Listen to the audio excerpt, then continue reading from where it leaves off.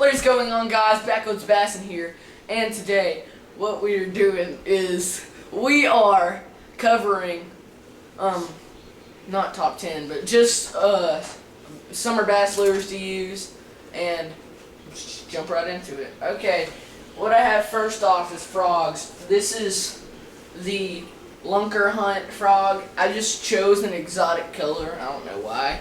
But the normal way I would work this is I'd pop this frog. I would just pop it and the water would catch these two legs and it just look like that. Like it was trying to get to where it could get to land, I guess. But yeah, this is a cover frog. I would normally use this in cover, just lily pads, a lot grass. Just cover. And this is the top, just regular. This is like a ribbit, but it's not a ribbit. It's like a front. It's made by Bruiser Baits, and I use this in open water, but I use this for open water because whenever you hit the cover, it's just flops over like that, and you don't want that action just being like that. And normally with Spro frogs, I just walk those, or Booyah Pad Crashers, just walk those. I have a Booyah Pad Crasher on my rod right now, actually. So we have swim baits. Normally I would just, there it goes. Normally I would just take it, put my rod tip down, and sort of jerk it like it was wounded. And obviously, since you can, for throwing it out there, got that flap to hide your weighted hook. And like I said, put your rod tip down, just sort of jerk it, gives it some good action that just gets the bass to bite your swim bait. This is a jointed swim bait. It looks like a bluegill, and that's why I picked it, because normally the lakes that I fish are stocked with bluegill. And what I do is the same with this lure, is I work it the same way I would with the other swim bait that I had, and I'd put my rod tip down, just jerk it, put some good action on it. Almost makes it look wounded, that will attract the bass to hit your lure. It really gets the reaction strike you're looking for. Next we have the jerk bait. Sorry about this. This is a pretty old jerk bait. Couldn't find a newer one. And what I'd do is I'd get a short rod mixture between fluorocarbon and monofilament. Just open face reel, short rod, 5/6 rod actually, just to be specific. Don't really like tall rods, because whenever you work it down on the ground, it if you have a tall rod, it will sort of touch the ground and get in the water, and you don't want that. You just want a short rod that can do all the action for you. And this is jerk bait. Normally in the summer I do some fast moving lures, because actually in the summer is when the bass are most aggressive, and it just triggers that reaction strike you're looking for in the bass. And quick story real quick is, I was fishing in my great grandmother's lake the other day.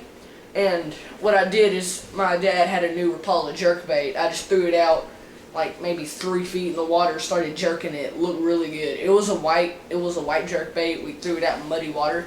You could see that thing 15 feet out. But when I start working it, first time I threw it out, he didn't see it that good. I threw it out the other way. I start jerking it. A bass comes up and just looks at it. What I do is he kind of swims off a bit, throw that back out there, and then boom, the bass hits it. And that was proof for me of my first reaction strike, like that I first saw. Sorry, I'm getting off track, but yeah, bass was actually like 1.5 pounds, not bad. and this is like on the bank, but here's a popper. I normally just work it, just pop it pretty much. That's all you got to do with it. This bait is just easy to use. I don't know. There's nothing to it. You just take it, pop it. And we also have a certain like same design jitterbug. It has some rattle to it, and Mike Iaconelli actually designed a lure that had the jitterbug action. You can walk it and it just shoots water. It's like some beetle looking thing, but I think I might get me one of those. Good lure. It's killer to use in the summer. Key, very key, if you're looking to pull in those big bass. Next we have the prop bait. I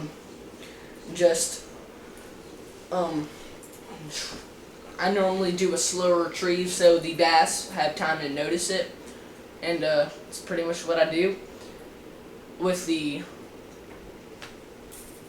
prop bait. Normally, I'm just going to share a quick tip with you. If you want to make sure you don't have any problems with your prop bait out in the water, you're just going through your tackle box, making sure everything's arranged and stuff, just take it. If it doesn't spin, you probably need to get some like grease or something, oil, put it on there. It'll get some good action on the water if you're looking for that high performance with your prop bait.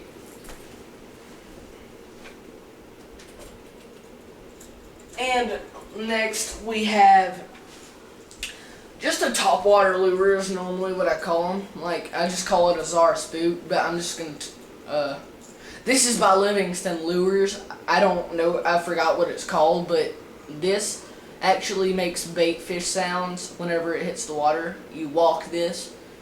It's exact same thing as the Zara Spook, but makes bait fish sounds, and it is made by Livingston Lures. Same action, just walk it normally. There's your topwater lure, and I think I'm about to drop it like I did.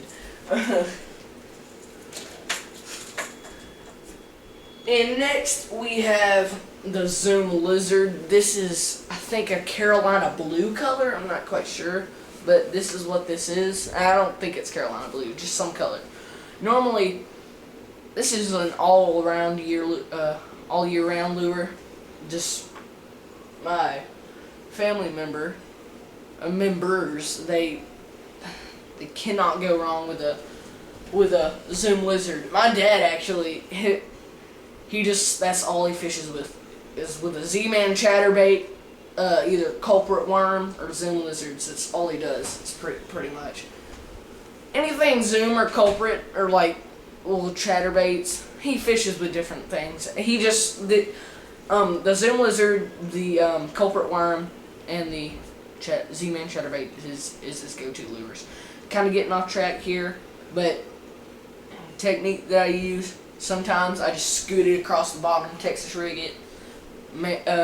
Most of the time, Texas rig it. Finesse and also Carolina rig it. And this is awesome action, Carolina rig. As it's falling down, the tail will just start curling. Just may give you the reaction strike you're looking for. This is key in summer, spring, fall. Like, this is a good lure. I'm just saying. Overall, my dad's big bass he's caught, some of my big bass I've caught on the Zoom Lizards right here. And we also got a culprit worm, fire and ice color to be specific. Picked these up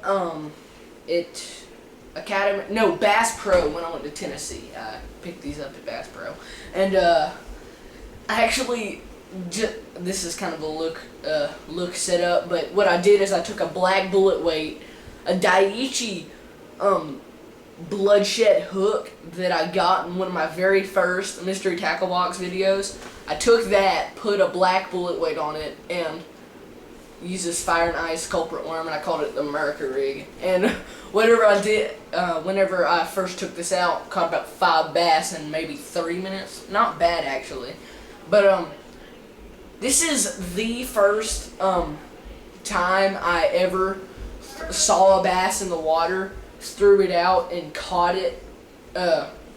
Actually, when it hit the water and sank about a foot, the bass just came and took a strike and set the hook, reeled them in, let them go. So yeah, Texas rig, curly tail looks good. Curly tail worms, can't go wrong with them. And this is pretty key whenever you're going around structure. Same with that Zoom Lizard. It just looks natural with cover. You can also scoop this on the bottom. Sometimes shaky head, because it has that flat top that it'd fit. Normally, the shaky heads that I buy I can't go wrong with them. Big Bite Baits, they're shaky heads. I buy those, it has a small head, enough weight for me to get it out there, and I normally rig them with robo worms. So let's just don't get off topic. Good lure to use, and classical, just pull it up, let it hit the bottom, pull it up, reel it in, let it hit the bottom. That's normally how I work it. And last but not least, we have the Zoom Trick Worm. The reason I use this in the summer is because summer means snakes are out. So what this means is this trick worm, I normally rig it like you would a Texas rig, and just no weights, just wacky rig it just wacky rig it, and I kind of slowly retrieve it and jerk it a bit, but yeah, it mimics a snake. And this chartreuse tail, I just kind of got this for the watermelon red. Normally the watermelon colors do good at the lakes that I fish, and chartreuse is just to get enough attention whenever the bass are looking at it. But I just get chartreuse because neon is very, very, very attracting. Because for example, you see a person in public wearing a bright neon shirt, it's kind of hard not to look at their shirt because it's like blinding your face. So yeah, this is the Zoom Trick Worm. Good lure for summer bass fishing. Yeah. So I'm also gonna give you a pretty good look at my new rod. I'm gonna go over it in a new video that I might go to the lake tomorrow and actually do a review on this rod, show you how far it throws it. And yeah, this is the rod that I used. It is a Loose Speed Spool Tournament MB, I think that's what it says. But with a Quantum Escalade HD rod on it. This is the right rod with IM8 graphite, 7-foot rod, medium heavy, line weight, 10 to 25 pounds. I would not put 25 pounds unless it was like braid or something like that. But also lure weight 1/4, 1.5, 1.5, and yeah, this is pretty much this rod. Micro guides it has, and I just threw a Booyah pad crasher on there. So the gear ratio on this speed spool is 7.51, which is really good, and it's very fast. This thing pulls in 31 inches every turn. So this is a great crankbait rod, and just covers all the speed that you would need for your crankbait. And yes, this is it does not have a cork handle. I'm not quite sure what it is, but it's comfortable handle, definitely, and smooth. And one feature with this reel is there's this one place that you can put oil in to oil it up, but I'm not gonna give away most of the features of this rod. I'll save that for this video tomorrow, and I'll see you guys next time. Stay chill and fish on.